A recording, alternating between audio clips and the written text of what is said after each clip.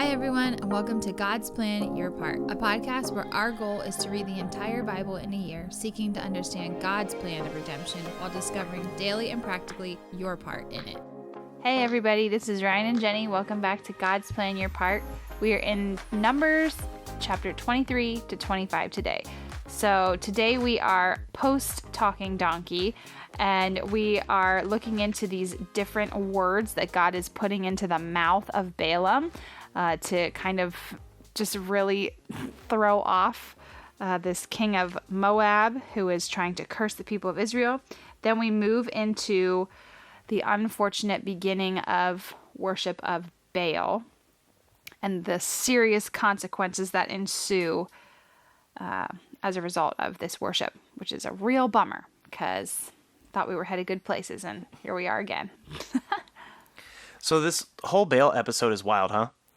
Yes. Balaam, sorry, not Baal. Balaam. The Baal episode is also wild, but Balaam is crazy because Balaam is just like we said yesterday, like some weird Mesopotamian wizard, and God is going to speak through him. I guess he's not willing to say anything that God doesn't tell him. So it kind of strikes me as strange that he is the one that was chosen to speak to this what's his name, to Balak. It's super strange to me that he would call out some weird sorcerer somewhere.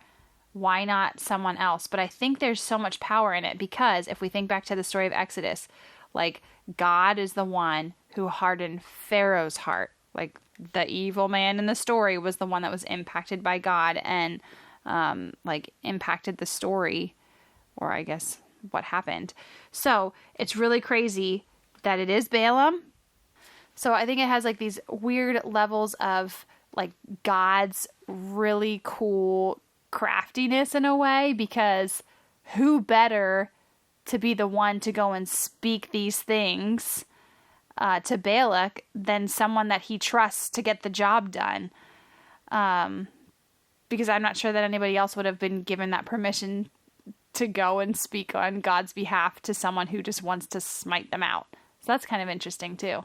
And it also makes him look kind of foolish, like we were talking about yesterday. Like, God's so powerful that he's going to take one of your most powerful, sinful people that speaks to spirits all the time to be like, oh yeah, this is what God says, you should probably listen. It is really interesting, and poor Balak is not getting his money's worth out of this. He's Certainly very frustrated. not. At one point, Balaam is actually like, I told you I wouldn't say anything that God didn't tell me. So Balaam is a really interesting character. This is not the end of Balaam, by the way. We'll see him again in chapter 31. Okay. He's not a good dude. Nope. So where here God is speaking through him, you might be tempted to be like, wow, that is really cool that he is saying all those things. He's just, like I said, like a seer. He's just saying what God says. Well, that's what I was asking earlier. I was like, do you think, Ryan, that Balaam actually had like an awareness of what he was saying, or was he just kind of like a mouth that was moving and God was just speaking through him? Because I can't imagine like what he believed and what he did, he would be totally cool with. The one thing I did notice is that they are offering sacrifices to God on altars, and they are not allowed to do that. Yeah, that's what I thought of too. Yeah. So and 7 of them. There's many things in this story that the original audience would have been like, that's not good. Like, you're not allowed to do that. But what's crazy to me is that what Baal ends up speaking over the people of Israel is the Abrahamic covenant again. Who, Baal? Baal. Balaam. Yeah. Balaam. What Balaam ends up speaking over the people is just the covenant that God gave to Abraham. Like at one point he looks over the people and he's like, wow, they're like the sand of the shore. There's so many of them. Like looking at how they were all set up correctly. And he's going to start saying some pretty wild stuff about King David and ultimately Jesus, I think. And so one of the things he says is, I see him, but not now. I behold him, but not near. A star shall come out of Jacob, and a scepter shall rise out of Israel. It shall crush the forehead of Moab and break down the sons of Sheth. So you can look at that and you can say, hey, he's just actually talking about like immediate victory in war over these specific people. Where have we heard crush the head of the Yeah, it's wild. So you can also look at the scepter. The scepter is like imagery for a king. And so they would have seen King David rising out of this like eventually. Yeah. And also we see Jesus rising out of this eventually. So it's crazy. You were talking about God's sovereignty over people. God had sovereignty over Pharaoh multiple times. He also had sovereignty over Pharaoh when Joseph was there. Yeah. So that Pharaoh made him in charge of everything so that God could keep his plan in place. So here God has power over this seer, this wizard, and makes him speak blessings over his people. I'm sure that must have been like the strangest interaction too, because you're just like, I can imagine Balak just sitting there being like, okay, here it comes. And then he's just like, wait, what? What are you talking about? That's not what we had discussed at all. But that whole idea of setting up the altars was really funny to me, because I just immediately think of them as just like children. Like, okay, well, we'll set up 7 altars over here, and if that doesn't work, we'll move them and see if God thinks that's okay. Like, as if he's to be tricked or something. It's so funny. So we move into chapter 25. The scene that is set in chapter 25 is also pretty terrible. We get introduced to Baal, who we're going to see many, many, many, many times. Baal is like a fertility god of the Canaanites, and so Baal becomes like their favorite idolatrous thing. I said god of choice. Yeah. And what happens here is crazy. If you don't listen closely, you might miss it. But basically the people of God are like weeping in front of the tabernacle. And while they're weeping in front of the tabernacle, some guy grabs a Midianite woman and just like basically like has sex with her in front of everybody. Like they go into a tent, but everybody knows what's going on. And so this is a crazy affront to God because they are not allowed to do this. And so Phineas is like, okay, we're just going to go solve this problem right now. And because of the situation at hand, he is able to spare them both quite easily. Well, I think Phineas, I was just telling Ryan, I'm really excited about Phineas because it was like, wow, he knows it's wrong. It's very black and white to him. He solves the problem before it gets any worse. But every time I feel like I really appreciate a character in the story or a person in the story, they eventually like disappoint me in some way, shape, or form. But in this instance, Phineas, who is like the grandson of Aaron, recognizes this is bad, this is wrong. We need to take care of this situation like the Lord has commanded, or it's going to continue to get out of hand. So he actually like spears both of them. It's really like crazy gross. But so what's odd about it is we literally come out of this story of God blessing his people through Balaam, like a prophet for hire, to the king of the Moabites and Midianites. And then we like come off the mountaintop into the camp, and in the camp, the people are being corrupted by the Moabites and Midianites.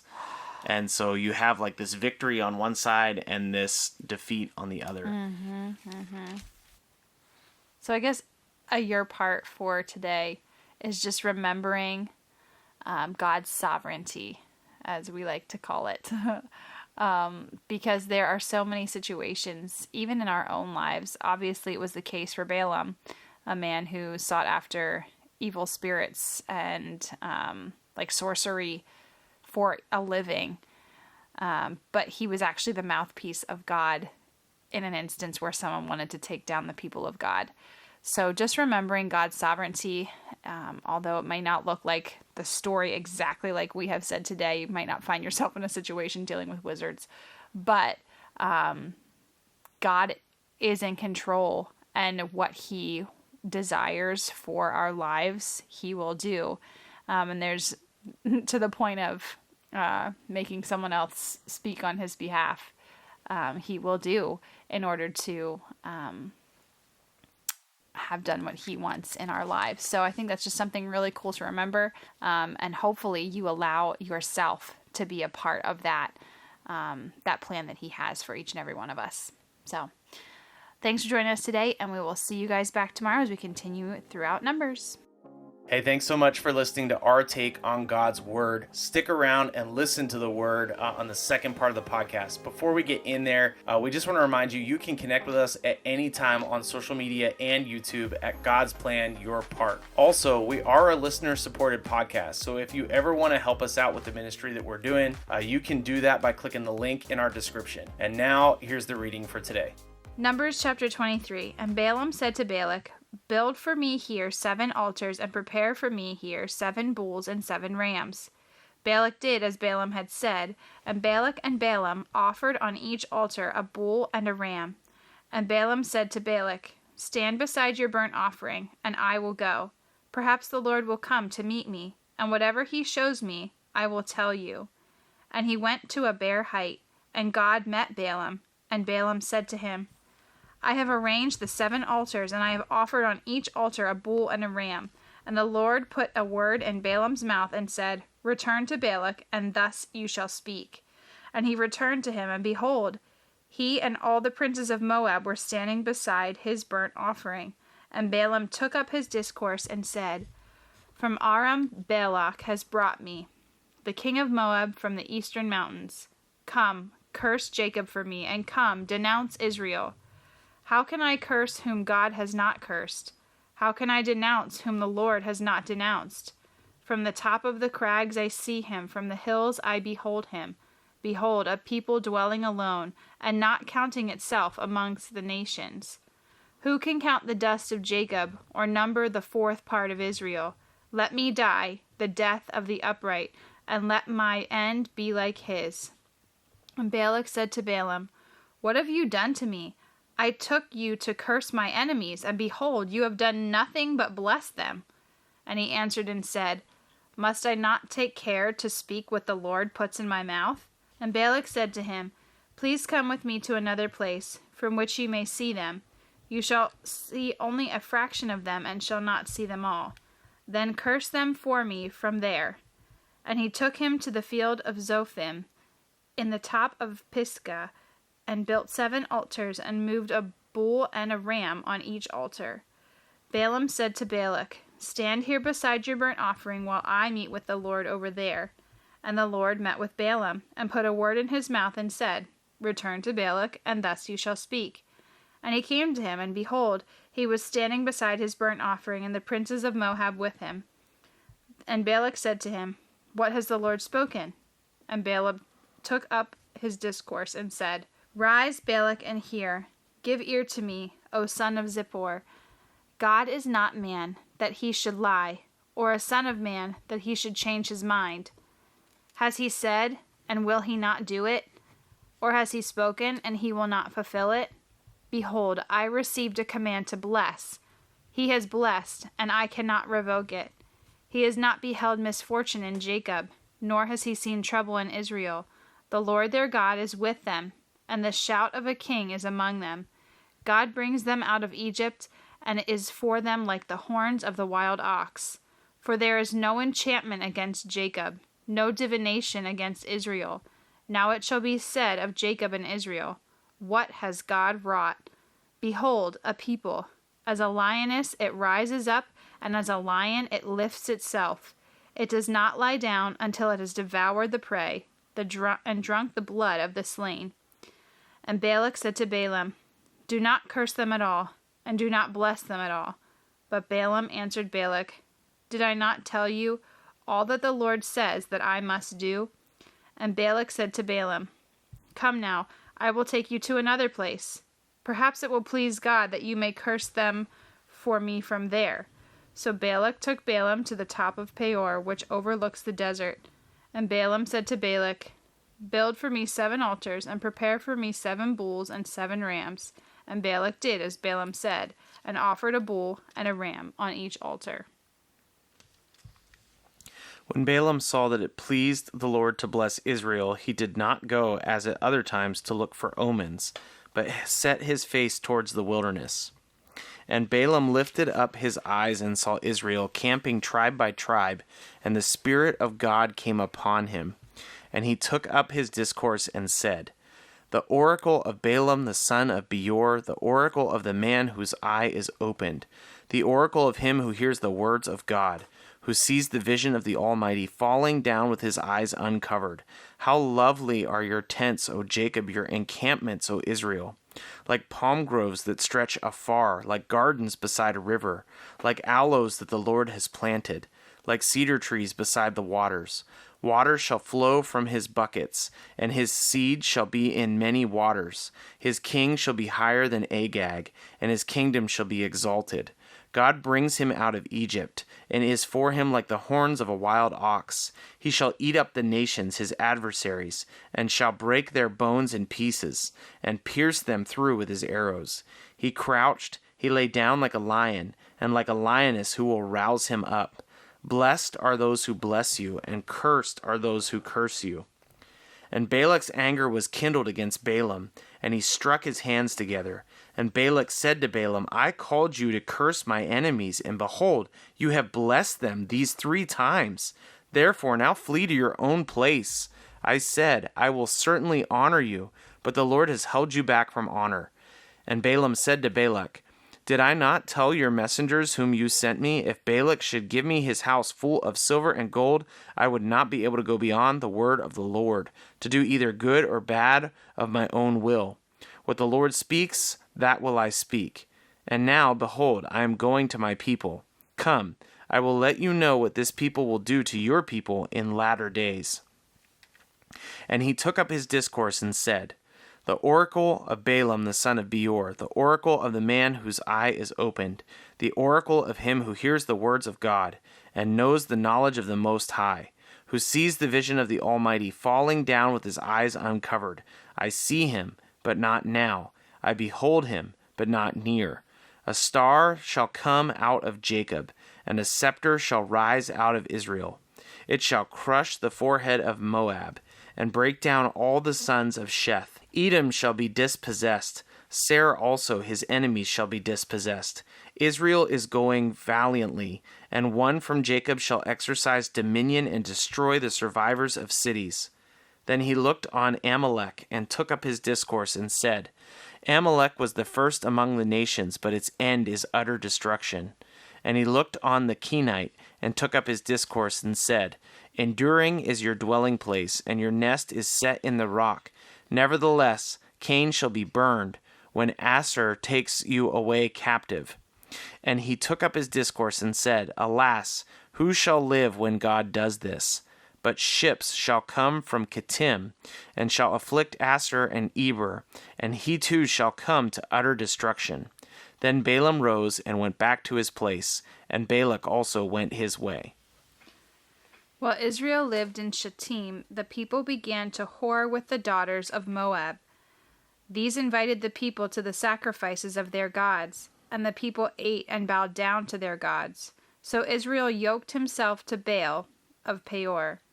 And the anger of the Lord was kindled against Israel. And the Lord said to Moses, Take all the chiefs of the people, and hang them in the sun before the Lord, that the fierce anger of the Lord may turn away from Israel. And Moses said to the judges of Israel, Each of you kill those of his men who have yoked themselves to Baal and Peor. And behold, one of the people of Israel came and brought a Midianite woman to his family in the sight of Moses and in the sight of the whole congregation of the people of Israel, while they were weeping in the entrance of the tent of meeting. When Phinehas, the son of Eleazar, son of Aaron, the priest, saw it, he rose and left the congregation and took a spear in his hand, and went after the man of Israel into the chamber and pierced both of them, the man of Israel and the woman, through her belly. Thus the plague of the people of Israel was stopped. Nevertheless, those who died by the plague were 24,000. And the Lord said to Moses, Phinehas, the son of Eleazar, son of the priest, has turned back my wrath from the people of Israel, in that he was jealous with my jealousy among them, so that I did not consume the people in Israel in my jealousy.